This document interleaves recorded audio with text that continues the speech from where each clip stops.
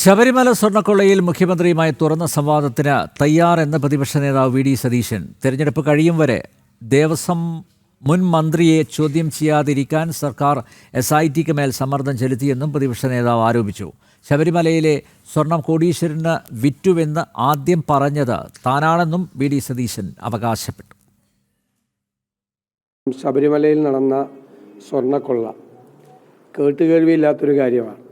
രണ്ട് മുൻ ദേവസ്വം ബോർഡ് പ്രസിഡന്റുമാരും CPMൻ്റെ സമുന്നതരായ നേതാക്കളും ജയിലിലാണ്. അതിൻ്റെ അന്വേഷണം ഹൈക്കോടതിയുടെ നേതൃത്വത്തിൽ നടക്കുകയാണ്. നമുക്കതിനകത്ത് പൂർണ്ണമായ വിശ്വാസമുണ്ട്. പക്ഷേ ആ അന്വേഷണം മുമ്പോട്ട് കൊണ്ടുപോകുന്നതിന് മുഖ്യമന്ത്രിയുടെ ഓഫീസ് SITയുടെ മീതെ സമ്മർദ്ദം ചെലുത്തുകയാണ്. കാരണം മുൻ ദേവസ്വം മന്ത്രിയെ ചോദ്യം ചെയ്യാനും തുടർ നടപടികൾ സ്വീകരിക്കാനും ഈ തെരഞ്ഞെടുപ്പ് വരെ അത് മാറ്റിവെക്കണമെന്നുള്ള സമ്മർദ്ദം SITയുടെ മീതെ ഉണ്ട്. കാരണം തെരഞ്ഞെടുപ്പ് കാലത്ത് അതൊരു വിവാദമാണ്. ഞാൻ മുഖ്യമന്ത്രിയുമായിട്ടൊരു തുറന്ന സംവാദത്തിന് തയ്യാറാണ്.